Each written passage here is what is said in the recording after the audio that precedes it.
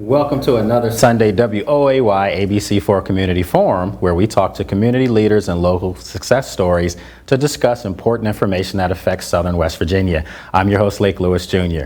Today we are joined by another distinguished guest. We have Miss Laurie Mckinney, who is the organizer for the CultureFest World Music and Arts Festival. She joins us this morning, so welcome to the show. Thank you so much. When I saw that you were coming and I saw the stuff that you're doing here, you know, this is a pretty neat event and it's coming up in less than 2 weeks. So can you tell us a little bit more about CultureFest? Yes. So it is a weekend-long immersion in the creative arts on a beautiful mountaintop in Pipestem. Nice. So Thursday through Sunday, there's over 40 music and dance performances. There's workshops and a facilitated discussion series we call Conversations at CultureFest. There's all kinds of kids' activities and wonderful artists and vendors, great food, and Nice. people can camp on site or just come for the day. So it's just it's a beautiful experience. How many people do you estimate come to this? I mean, this is an all-day event for 2 days. Yeah, it's actually intentionally small. You know, we really like, it's under 1,000 people over the course of 4 days. Some of these music festivals you go to are just elbow to elbow and just pretty packed, and sometimes it can be a little bit stressful to be in the midst of that large of a crowd, especially nowadays. But it is such a large space that it always feels like you can spread out a picnic blanket or sort of really take space with your family and your friends. Nice. And it never feels crowded, and I think that's part of what the beauty is. Well, the weather's supposed to be great this weekend, so this is a perfect time for you as well. That is really nice to hear. School's in, you know, so a lot of kids now, you know, parents start planning things for the weekend. So obviously I would take it this is a big event with the kids as well. It is, and you know, we really structure the schedule so that there's plenty for all ages. For the little ones, there's all kinds of craft activities, and a lot of things I think teenagers, you know, really find interesting too. There's like a really great kid scene. There's a lot of young musicians, and so just a lot of creative energy exchange. And some of the kids on the stage, you know, grew up from the time they were real small, playing on the stage during some of our special kid music sessions, and are now like grown-up rock stars. So that's pretty cool. And a lot of these people are, you know, revisiting each other after have been coming to CultureFest for years, and they only see each other like once a year. So it's kind of like a family reunion. But we essentially set the scene so people are very friendly. And so if a kid comes into the scene and they've never been there before, the kind of like vibe of the festival is just very oriented towards friendship. And so, you know, they'll get welcomed in with open arms.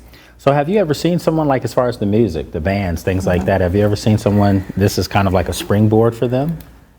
You know, we have seen all kinds of acts that have come to our stage and then go on to like really amazing things. I mean, one prime example, I love scouting out the musicians, and I think years ago, over a decade ago, I saw a band called 600 Pounds of Sin, and their front singer, Sierra Farrell, and they had written a song called 29 about the miners that lost their lives in the horrific mining accident. And when I saw her sing that song on stage, you could just feel it. You're like, this right here. And like so I immediately booked them. And so 600 Pounds of Sin rolled up in their school bus to CultureFest, and I know a lot of people remember that performance. And now Sierra Farrell is touring with Shaky Graves, and she's playing like major stages. She's all over Europe, and she's from right here in West Virginia. Well, I'm sure a lot of people saw it, but I was one of the ones who spotted her talent, and now she's just on huge stages. So it's not that CultureFest catapulted her there. She was on her way, but we just were able to receive her in a performance. It says a lot, though, as far as the type of talent that's going to be there. So this is really good music that people get a chance to listen to and relax at the festival. It is, and I myself am a musician too, and you know, I'm a singer and a drummer and I'm a poet, so I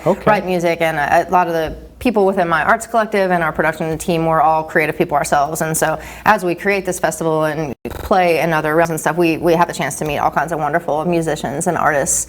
And our lineup is extremely eclectic. Like I said, there's over 40 music and dance performances, and we are very lucky and grateful to have such a special festival that is able to attract kind of artists that are in sort of higher levels of their careers that just feel attracted to CultureFest because of what it is, and they, you know, share their talents for maybe, you know, a more affordable rate for us than would be normal in the market. Do you have artists that are coming from all over the country, or is this something where you kind of want to spotlight, you know, Southern West Virginia talent? We have a lot of Southern West Virginia talent and West Virginia talent, but it's about 50-50. And so we've got regional artists, and we've, not this year, but we've had international artists and people that travel from across the country, people who are on tour, and you know, we receive as part of their tour. Nice. Yeah. Well, first of all, I do have to say this. This might be one of the best looking, pamphlets or things I've ever seen. So CultureFest, it's Arts Fest. I mean, I get it, so this is really nice. As far as some of the other stuff, as far as the Arts Festival, I got my beads and stuff on. I noticed your thing there. Is that a lot of stuff that's going on as well? Yeah, there are so many wonderful creative people in our area, and business people that, this necklace piece here was made by my friend Nancy Aldridge, and we sell her jewelry at the Riff Raff, and her jewelry will be represented there, and we have all kinds of people that make crystal jewelry, and just everything from handmade clothing and tie-dye and drums and homemade instruments, and just all kinds of wonderful items to shop. We have a lot of healing arts represented at the festival too, so all kinds of really great massage therapists and folks who offer a variety of like yoga and healing arts too, so a lot of stuff to explore and discover. Nice. So when you put something like this together, how long does this take to plan? And I mean, that's a lot of musicians, a lot of arts and crafts, as you said, so I would take it this is something that plays itself out for months at a time. Yeah, it's really a year-round thought process, and in January we really start to shape our lineup, and we start booking people really early in the year, and then kind of wrap up the main part of our booking around like March of the year, and then it's kind of, you have to be thinking about CultureFest all year round, but the intense sort of like site build out usually starts a few months ahead of time. So in Pipestem, I mean, obviously I'm here in Oak Hill, and I'm new to West Virginia, so I haven't been to a whole lot of places yet. But how big is this for the economy of Pipestem?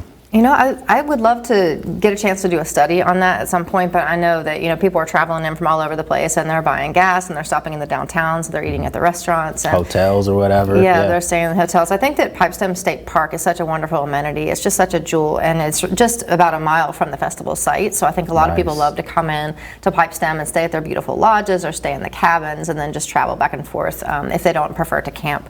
The on-site camping is primitive camping, so the amenities at the state park and I think the Airbnbs and the cabin industry and the hotels that right in their area, I think they do benefit from it. This is really nice. Thank you. I'm sure you see a lot of RVs and things like that there too? We do. For the RV hookups, Pipestem has those amenities. We don't offer hookup on site, but we do have a few RVs that come on site. But yeah, a lot of them stay next door at the state park. All right, so I'm gonna put you on the spot now. It's a good question. It's a good question. I mean, you think about COVID.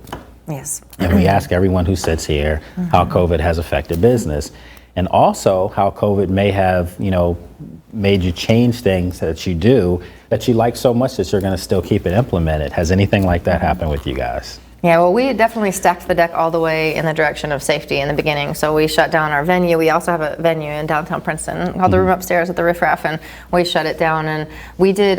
We actually were able to pivot into virtual broadcasts. It was like we were already building our infrastructure to do live streams from our live events, so we already had that in place. And so right when COVID hit, we immediately went into live broadcasts. And for each of our major events, we went kind of over the top with it. But I think that's what carried us through that time. That we were so focused on creating these broadcasts, but we wanted to let people know that we were going to be there for them on the other side. But we were able to actually, thanks to the West Virginia Commission on the Arts, the national funding from National Endowment for the Arts, they allowed us to use that funding even with the virtual broadcast. So all those artists were able to still be supported. So we were able to pay for the performances, even though they were virtual for a couple of years. And the artists reported really appreciating that. Is that something that you think you guys may consider doing going forward, where you have the live event and maybe for people who can't make it, they can watch it? That's the plan. All right, see, so COVID, it obviously not being insensitive to COVID, because a lot of people, unfortunately, have passed because of it, but it kind of has awakened the world on how to do certain things. A lot of people work remote now,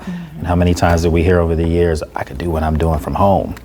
I can't, but well, maybe I could. Maybe I could. A little technology. We'll get into that a little bit later. So I do want to ask you, what is your favorite thing from this? I'm sure there's a lot of great things, but is there one thing that always stands out that you can't wait to see? Yeah, I mean, there are so many stars in the sky when you're up on top of that mountain, and it feels like you're in a snow globe. It's just absolutely gorgeous. And a gentleman from Lewisburg, his name's Dave Berman, and he has a business called West Virginia Sky Tours, and he builds giant telescopes. And so he brings his telescopes and sets them up. That's and so people, thing. Is it? I'm a big astronomy person. I was in an astronomy club in college and in high school. Well, there you go. You might need to make your way out to CultureFest. Nice. Okay. But I love the beauty of the place, and the Appalachian South Folk Folklife Center has a 50-year tradition, and so when we're stepping onto that place, we're stepping into just a very rich history. There was a poet and an activist named Don West back in 1965 that bought the Appalachian South Folklife Center, and it was a place for people that wanted to make a difference in the world to come and be. And our CultureFest tradition falls right in line, I think, with that mission and carries that forward. So it's just very special to be at that place. And it sounds like this is something that's enlightening for people. You know, it's a positive atmosphere. You definitely have an aura about you that's positive. And that's the kind of stuff that you want to be around, to have a good time.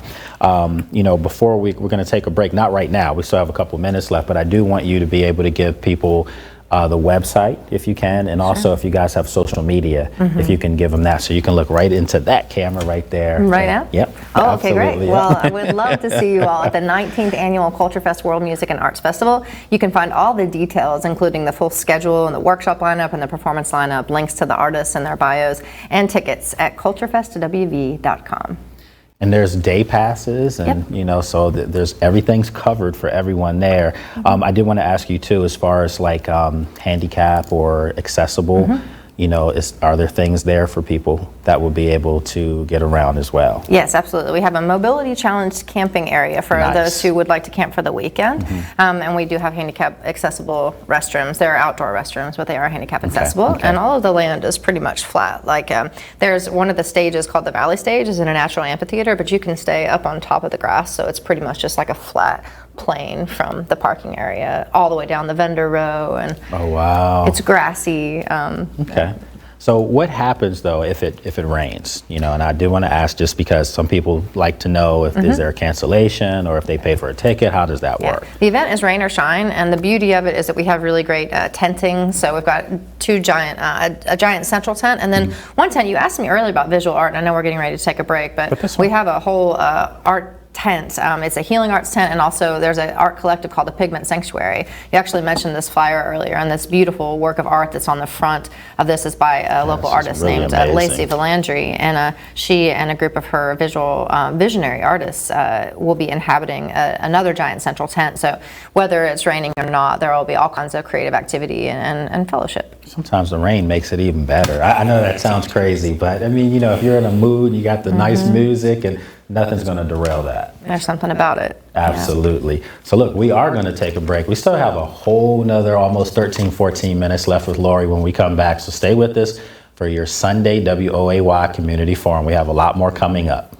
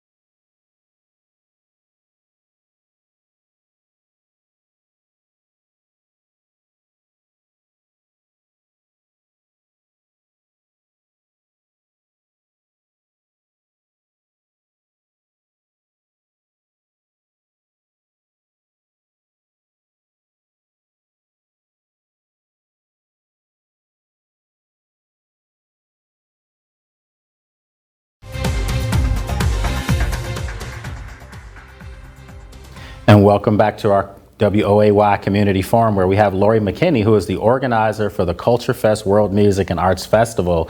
She's been joining us this morning, and we've been breaking down this great CultureFest festival. We'll give you a little bit more information as we go along, as well as where you can go to their website or their social media pages. And Laurie, you guys, you talk about all these great artists and musicians, and I see here as far as some of the people on the lineup, Jonathan Scales, and can you talk about these artists at all? Yeah, well, it is an extremely eclectic lineup, and they're coming from all over the region. A lot of them are from West Virginia. You know, myself, I love to write songs and share my music, and it's such a beautiful experience on that stage at CultureFest. It's just something very special about it. And so a lot of the musicians that are kind of like bigger touring artists, they find themselves just sort of loving this festival.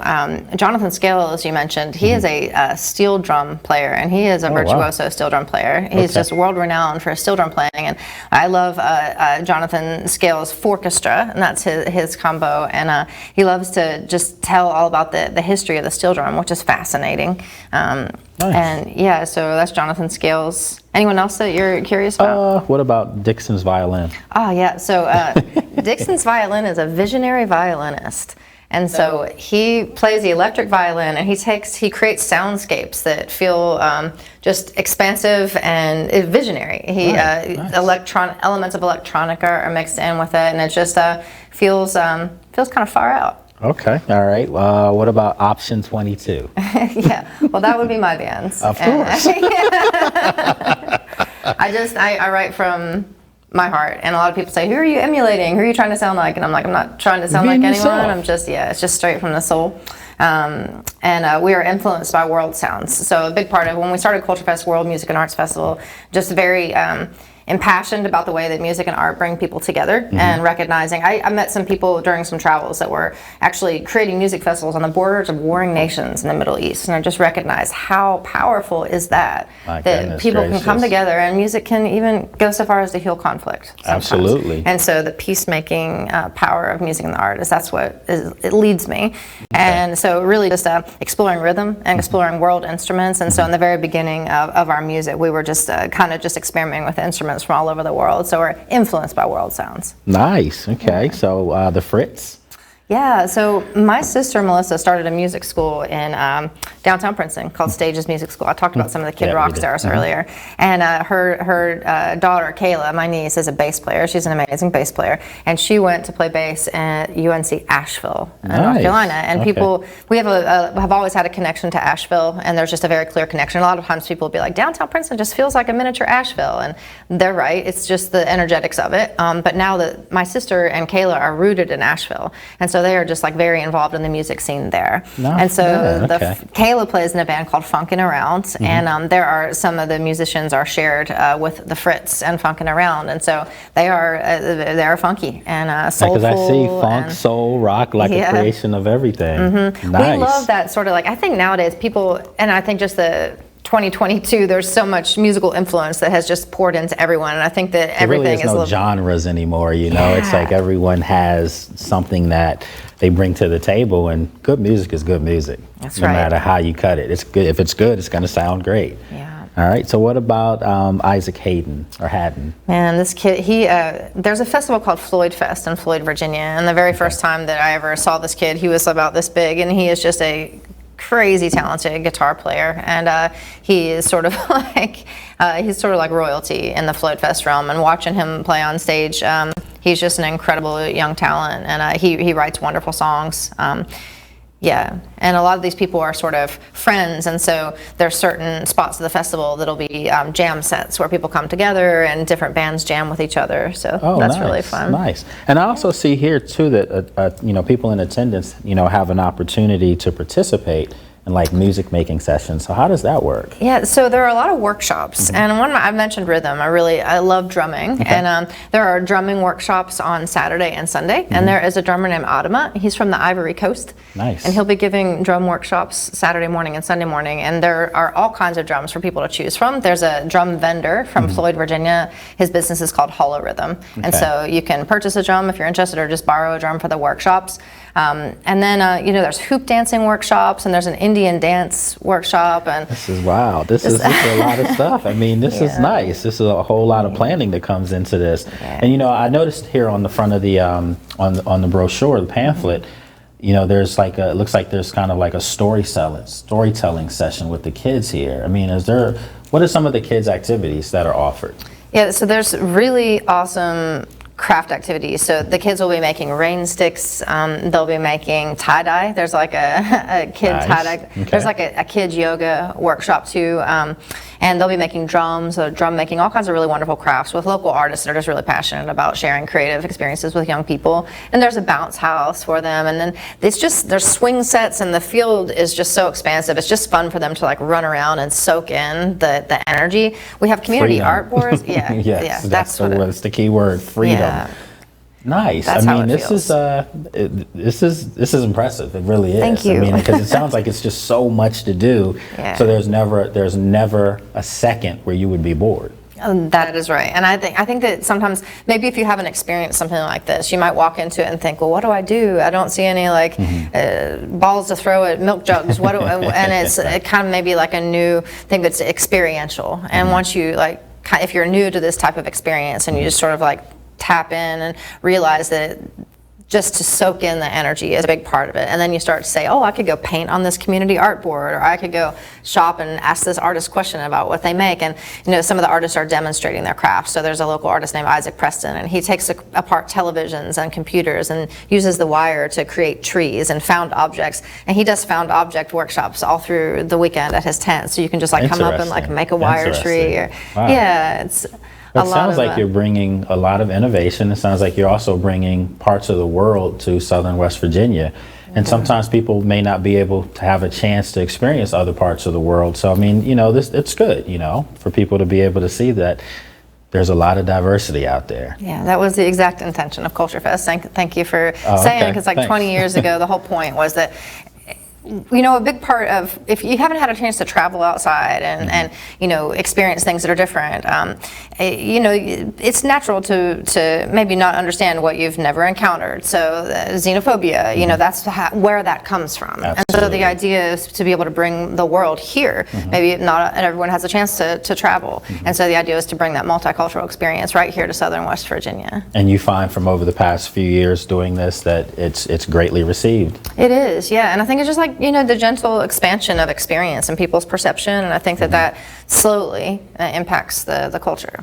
Well, I think sometimes people have to understand too that a lot of the things that in each culture that they're doing, that they've been doing for a long time, may have been borrowed from another culture at some point. Like the banjo. Absolutely. So, I mean, you think about things like that, and we're all linked together at the end of the day. Yeah, and at least that's beautiful. what I like to think. I believe that too, and to trace it all the way back and to see the ways that we're connected and to experience that through music and the arts is the most powerful way to kind of realize that. So now the thing that's important to a lot of people we're going to talk about now. Food. Oh yes, the food and the smells just permeate the air, and it's so nice to walk on site. So really excited to have a Jamaican food truck called Vontae's Kitchen. That's why They're I was from asking. Bluefield. Very excited to have them with us. It's always nice when we are able to bring in, build relationships with local businesses that we just met Vontae's Kitchen this past year, and there's a Thai food vendor, and his name is Tony, and he's been coming to CultureFest for years and years. Miss this Detroit trip. You might have to. I don't know, but they also have ice cream, really good ice cream. And I'm also excited about, there's a martial arts studio in Virginia, and they just launched a new snow cone trailer. It's called Ninja Cones. Nice. And not only do they have 100 different flavors that you can choose from, but you can get an 80 milligram infusion of caffeine in your snow cone. So I'm pretty excited about the caffeine infused snow cone. I'm already just I'm penciling this in. This is going to be fun. I mean, again, this is we've covered a lot of different events, and everyone's had great events in their own right. This is definitely striking a nice chord with me. I mean, just because I love the diversity aspect of this, I really do. And I'm from DC, so when you mention Jamaican food and Thai food and things like that, that's everywhere. And there's great food down here. Don't get me wrong. I've probably had more pork down here than I've had, in probably the last 5 years, and it's great. Don't get me wrong, keep it coming. But I do like diversity, and I think this is pretty awesome. Yeah, we definitely like to, it's like a melting pot, and we like to, bring that all together, and it's definitely very intentional. We really want to bring people together. A lot of times, like with us, with what we're doing in downtown Princeton, and just regionally, as far as like using music and art as transformative tools to transform people, places, and spaces, and we love to share that information with others who would like to, do that kind of community building. And a lot of people that come to CultureFest, from the musicians to the visual artists to the vendors, they are trying to make an impact on the world. So that when we curate this lineup, we're not just looking for good music, we're looking for people who have a message and something that they're trying to say in a way that they, are using their creativity to make a difference. And that's a big part of what this is. Well, outside of this, I mean, like, let's just say, I came, or some other people came, or some children came, and they were just blown away by it, and they wanted to continue to learn music or do things like that. How does this translate going forward? Because I'm sure you do other things as well. Thanks for asking. Of course. When we started the festival in 2004, and we knew that we wanted this type of energy to last year round and not just be one weekend of the year. And so in 2006, we planted roots in a historic building in downtown Princeton on Mercer Street, which was previously just sort of abandoned, and people just sort of looked over Mercer Street and didn't think that it could ever come back. But we know that when you plant a seed and you water the garden, that inevitably, one of these days it's going to blossom. And so we stuck to it, and we have a wonderful neighborhood scene with all kinds of creative people and businesses that are there to make a difference. And so there's art galleries and coffee shops and public art and all community gardens and all these wonderful projects that people can tap into and get involved. So if you love CultureFest, you can stay tuned all year round. We have open stage night every Monday night. So open mic is just like that regular community gathering. Some people say it's like church, because it's so regular. Every week you can come back to open mic night, and friends that you met at CultureFest, you can come back and see them in downtown Princeton. Do you ever do open mic at all? Yes, so I host it every Monday. We've actually been hosting open mic nights for the better part of 20 years, relentlessly every Monday, with the exception of the 2 years. You've got to have courage for that. I mean, I've obviously gone to a lot of those back home, and people get up there and a lot comes out of them that maybe they didn't even know they had in them. So yeah, and we curate a very supportive environment. So when you walk into the room upstairs at the Riff Raff, it's comfortable couches, and people say it feels like it's like a bohemian kind of vibe, because it's like all these different couches, and the sound and lighting is awesome. Yeah, like a lounge. It is like a lounge. Absolutely. But it's all ages too, and it's a no alcohol venue there, and it's like kind of like a living room theater. And so young people, old people. Can you find a lot of young people that actually go up? We do. My sister's music school that I told you about earlier, it just created this amazing kids scene, the kids music scene. And so you've got like the grown-up songwriters like all of us, and then the young people, and we're all mixing and mingling together. The 2-year pause with COVID shifted things. It's just starting to really come back. We just started open mic night back after the pause just recently. So awesome.